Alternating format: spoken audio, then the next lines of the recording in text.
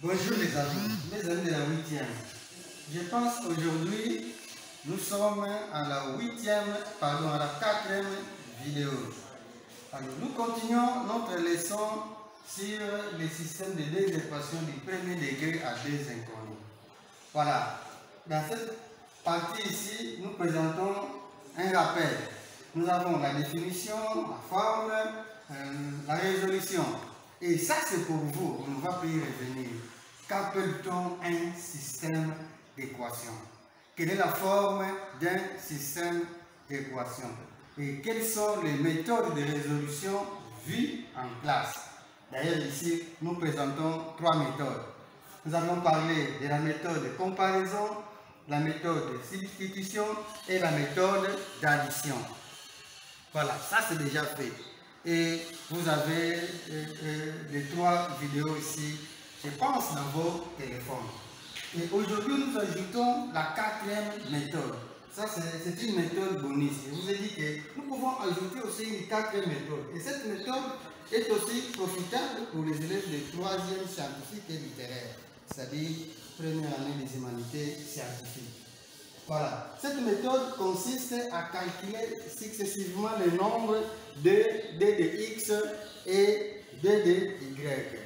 Alors, si nous prenons notre forme, la forme d'un système d'équation, nous avons ax plus by égale à c, nous avons a'x plus b'y égale à c'. Mais souvenez-vous que quand nous disons les nombres d de x et d de y, ce sont des déterminants. Alors, comment est-ce que nous allons faire pour calculer les d?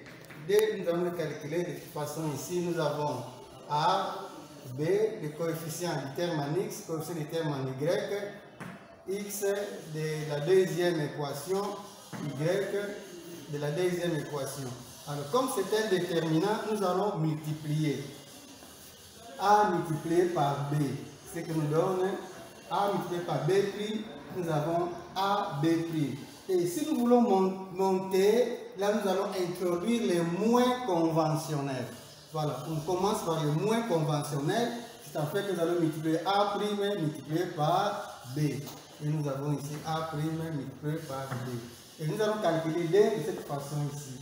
Et d de x, nous allons prendre c, b, c', et puis b'. Quand nous parlons c, b, donc c, c'est le terme indépendant, première équation. B, c'est le coefficient du terme en y, première équation. C', terme indépendant, deuxième équation. B', coefficient du terme en y, deuxième équation. Et on multiplie. Nous allons prendre le B', C, le moins conventionnel est là. Et ici, nous allons multiplier. Nous avons B multiplié par C'. B multiplié par C'. Et enfin, nous allons prendre les déterminants de y. Ici, nous allons prendre AC, et puis A', et puis C'.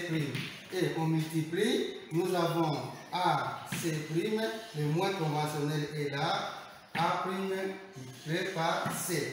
Voilà, nous avons dit que d de x, d de y sont respectivement appelés, voilà, déterminant principal, déterminant de x et déterminant de y. Et ici, nous mettons la résolution et discussion du système. Alors, si le déterminant principal est différent de 0, en ce moment-là, nous allons dire que le système est dit grammaire. Alors ici, attention, quand nous parlons méthode de grammaire, ça ce n'est pas un verbe, mais c'est les noms. Parce que les mathématiciens ont l'habitude de mettre leurs noms dans une découverte. Voilà. Il admet une solution unique. La solution d'un système d'équation est un couple. Nous avons x, y. Pourquoi? Parce que nos deux inconnus sont x et y. Mais comment on va trouver x? Déterminant de x divisé par le déterminant principal, et puis y, déterminant de y divisé par le déterminant principal. Mais si déterminant principal est égal à 0, déterminant de x différent de 0, ou déterminant de y différent de 0, le système n'admet aucune solution. Il est impossible. Quand un système est impossible, solution, ensemble vide. Alors, Au troisième point, si le déterminant principal est 0, déterminant de x, déterminant de y sont aussi 0, ici, le système admet une infinité de solutions. Comme nous sommes dans l'ensemble qui, c'est-à-dire tous les éléments de qui sont des réponses du système. Nous allons dire qu'il est indéterminé. Voilà, nous avons un exemple. L'exemple est là que nous allons rapidement faire. Dans cet exemple, nous allons l'adapter à notre forme. Notre forme, nous commençons par les termes en x. Voilà, nous avons 2x, terme en y, 3y, et puis égal, terme indépendant. Moins 1 qui change de membre devient 1. Et la deuxième équation, nous avons x. Alors, nous devons ajouter ici un terme en y. Voilà, il est au deuxième membre. Quand il part au premier, le signe change. Plus 2y égale, terme indépendant ici 4. 4 est au deuxième membre. Il ne change pas. Voilà, il est là. Et nous avons le déterminant principal que nous allons calculer. Déterminant principal, nous allons prendre coefficient du terme en x, coefficient du terme en y. 2 moins 3.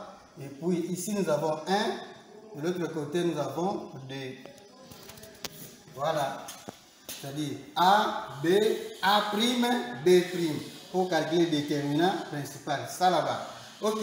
Quand nous allons multiplier, ça nous donne 4. Nous avons le moins conventionnel. Voilà. Le moins conventionnel est là. Et puis 1 multiplié par moins 3, ce qui nous donne moins 3. Ce qui nous donne 4 plus 3, nous avons 7. Voilà. Pour le déterminant principal, nous avons 7. Et nous pouvons ajouter ici, comme nous avons encore un petit espace, déterminant de x. Déterminant de x, nous avons dit C, B, C', B'. Voilà. C'est quand nous parlons de C, nous voyons ici le terme en y, le coefficient du terme en y. Nous avons, ça c'est B, et C, c'est le terme indépendant. C'est-à-dire, nous sommes là-bas, notre C est 1, et notre B, moins 3. C, 1, B, moins 3. Nous avons 1, moins 3. Et ici, notre C est 4, terme indépendant. Notre B, B', C', 4, B', nous avons 2. Et quand nous allons multiplier ici, ça nous donne 1, 2 multiplié par 1, nous donne 2. Et le moins conventionnel est là. Et puis 4 multiplié par moins 3, nous avons moins 12. Ce qui fait 2 plus 12 égale à 14. Il nous reste un déterminant. Déterminant de y. Ici, déterminant de y. Nous allons prendre A, C. Voilà, coefficient du terme en x, terme indépendant. Coefficient du terme en x, deuxième équation. Terme indépendant de la terme indépendant de la deuxième équation. Voilà. Coefficient du terme en x, deuxième équation, terme indépendant. Nous avons ici la deuxième équation. Voilà. Alors, nous devons rentrer là où nous avons écrit notre système. Ici, notre A est 1. Nous avons 2, 1, et puis 1, 4. 2, 1, 1, 4. Voilà, c'est ça que nous avons écrit ici. 2, là-bas, 2, 1, et puis 1, 4. Voilà. 1, et ici nous avons 4. 2, 1, et puis 1, 4. Ok. Alors, ce que nous donne ici, 8. Le moins conventionnel est là. Bon, 1 multiplié par 1, nous avons 1. Ce qui nous donne 7. Et maintenant, nous pouvons trouver la valeur de x et y. Nous sommes à la fin. Comment nous allons trouver x? X serait égal. Déterminant de x, c'est le déterminant principal. Or, déterminant de x, là-bas, nous avons trouvé. Déterminant de x, nous avons. C'est ça ici.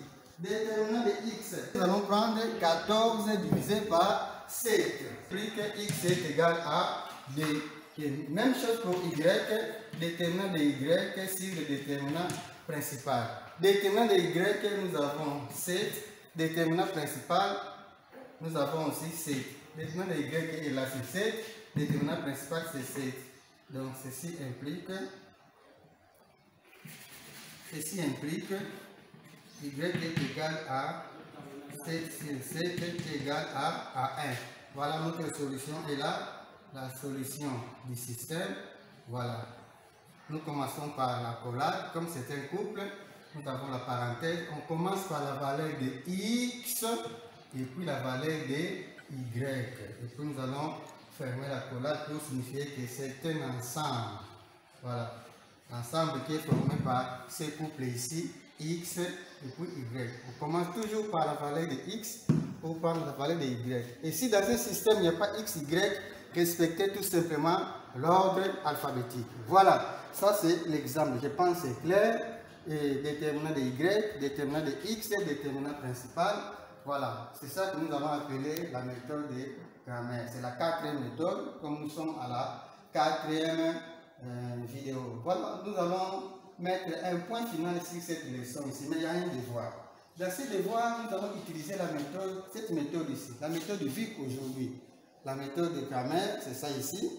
Voilà, nous avons 3 petites questions, 3 systèmes, le premier, le deuxième, le troisième.